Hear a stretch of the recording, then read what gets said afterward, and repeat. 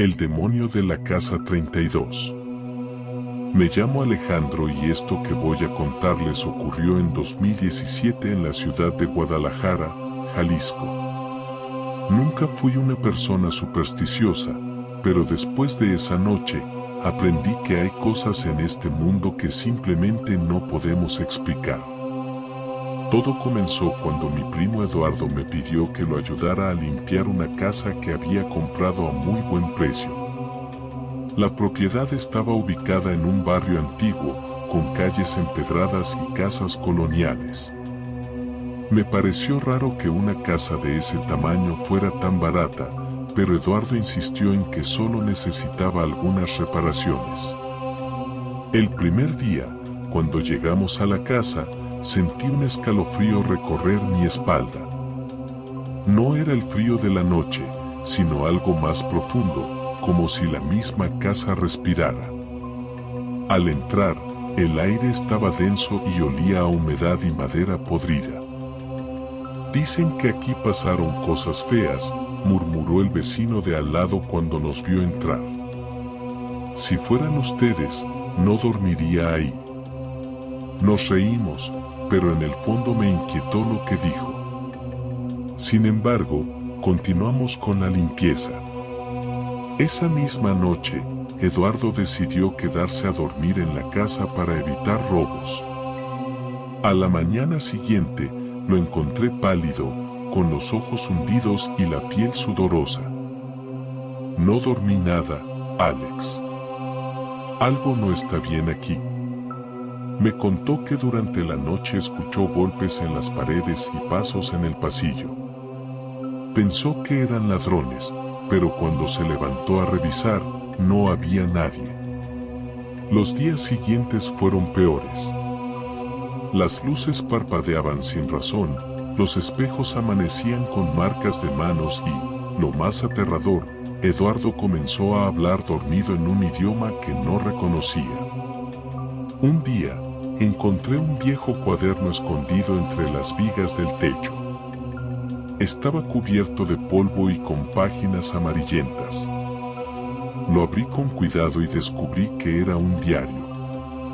Pertenecía a un tal padre Joaquín y hablaba de un caso de posesión demoníaca en esa misma casa hace más de 50 años.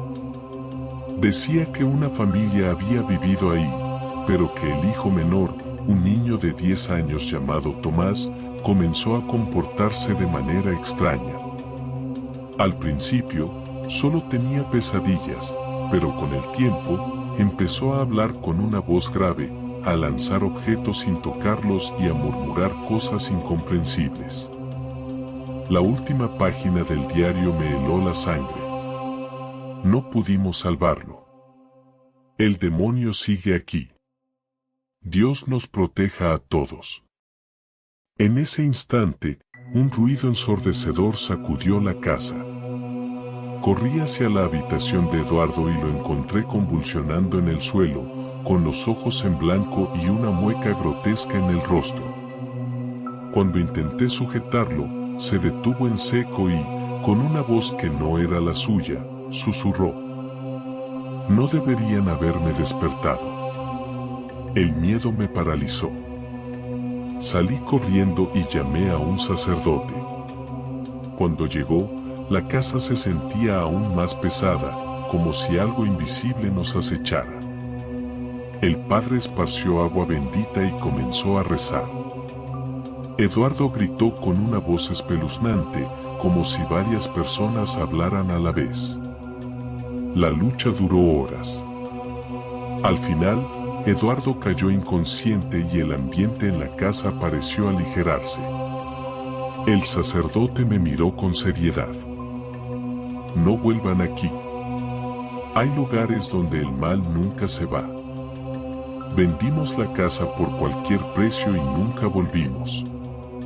Aún hoy, Eduardo se despierta algunas noches murmurando en ese idioma extraño, y yo nunca dejaré de preguntarme si el demonio realmente se fue o si solo está esperando su momento para volver.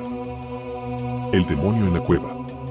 Me llamo Marcos y lo que voy a contarles sucedió hace 10 años, en un pequeño pueblo en el estado de Chiapas. Hasta el día de hoy, cada vez que cierro los ojos, veo su rostro, y cuando cae la noche, siento su aliento sobre mi nuca. Todo comenzó cuando un amigo de la infancia, Joel, me convenció de explorar una cueva que, según los ancianos del pueblo, estaba maldita. Decían que ahí vivía un demonio y que cualquiera que entrara jamás volvía a ser el mismo. Yo no creía en esas cosas, pero cuando tienes 17 años, el miedo se disfraza de valentía. Así que una tarde, sin avisarle a nadie, tomamos linternas, cuerdas y nos adentramos en la montaña. El camino hacia la cueva fue tranquilo, aunque el ambiente era pesado, como si el aire se volviera más denso a cada paso. Al llegar, encontramos la entrada, una boca negra y profunda en medio de la roca. Joel sonrió y encendió su linterna. ¿Listo para ser un explorador del infierno? Me reí, pero en el fondo sentí un escalofrío. Adentro, el silencio era absoluto. Caminamos unos metros hasta que la luz de la entrada desapareció por completo. El aire olía a humedad y a algo más, algo rancio, como carne podrida. ¿Hueles eso?, susurré. Joel asintió. Seguimos avanzando hasta que encontramos una especie de altar hecho de piedras. Sobre él, había restos de velas derretidas y lo que parecían huesos de animales. En ese momento, un sonido rasgó la oscuridad. Era un susurro, pero no un susurro cualquiera, sino algo gutural, profundo, como si viniera desde el mismo centro de la tierra. ¿Escuchaste eso?, pregunté en voz baja. Joel no respondió. Se quedó inmóvil, con la linterna temblando en su mano. ¿Nos vamos?, dije. Cuando giramos para regresar, la linterna de Joel parpadeó y se apagó. Encendí la mía, pero la luz titiló y, por un segundo, vimos algo al fondo de la cueva. Era una silueta alta, grotesca, con extremidades largas y una cabeza desproporcionada. No tenía ojos, pero su boca, llena de dientes afilados, se abrió en una sonrisa inhumana. Joel gritó y echó a correr, pero yo me quedé paralizado. El ser avanzó hacia mí, con movimientos antinaturales, como si sus huesos crujieran con cada paso. «Corre, Marcos», escuché la voz de Joel, pero no podía moverme. El demonio se inclinó hacia mí, y entonces lo escuché. No con mis oídos, sino en mi cabeza. «Nunca debiste venir aquí». Sentí su aliento podrido y supe que estaba a punto de morir. Entonces, de la nada, una sombra apareció y me jaló con fuerza. Era Joel. Corrimos sin mirar atrás hasta salir de la cueva. Nos desplomamos en la hierba, respirando con dificultad. ¿Lo viste?, me preguntó. Solo asentí. Esa noche, mientras intentaba dormir, sentí que algo me observaba. Al abrir los ojos, lo vi. No estaba en la cueva. Estaba en mi cuarto. Desde entonces, cada noche lo siento más cerca. Y sé que, tarde o temprano, vendrá por mí. El demonio de la hacienda. Mi nombre es Alejandro, y lo que voy a contarles ocurrió en el estado de Jalisco, en una hacienda olvidada entre los cerros. Es una historia que ha marcado mi vida para siempre, una que desearía poder olvidar. Todo comenzó cuando mi tío Ramiro me ofreció trabajo en su rancho. Yo era un joven de 22 años, sin mucho rumbo en la vida, así que acepté sin pensarlo dos veces. La hacienda San Felipe tenía más de 150 años de historia, y aunque en su época había sido una de las más prósperas de la región, ahora solo quedaban ruinas de su antiguo esplendor. Desde el primer día, noté que algo en el lugar no estaba bien. Los trabajadores evitaban ciertas zonas, sobre todo la parte trasera, donde se encontraba una capilla en ruinas. Cada vez que pasaba cerca, sentía un escalofrío recorrerme la espalda. Una noche, mientras cenábamos, me atreví a preguntar sobre la capilla. Dicen que ahí dentro está encerrado algo que no debe salir, dijo Roberto, uno de los peones más viejos. Puras supersticiones, interrumpió mi tío, pero su voz sonó nerviosa. Roberto me miró con seriedad. Esa capilla no siempre estuvo en ruinas. Hace mucho tiempo, un sacerdote intentó sellar algo ahí dentro, pero no lo logró del todo. Mi tío se levantó de la mesa y cambió el tema.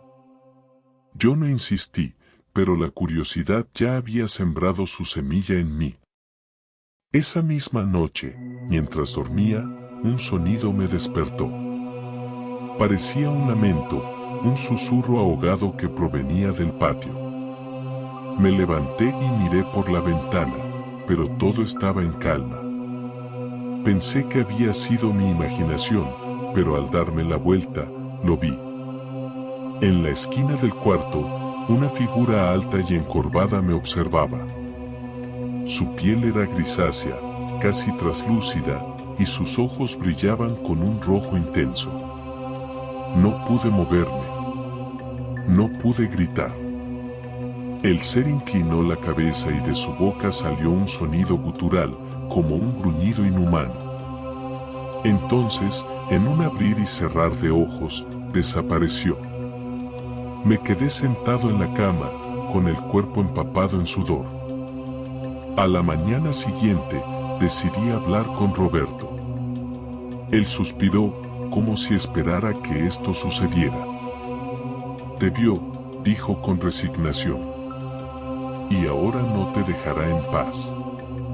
Me explicó que, hacía más de un siglo, un hombre de la hacienda había hecho un pacto con un demonio para obtener riquezas.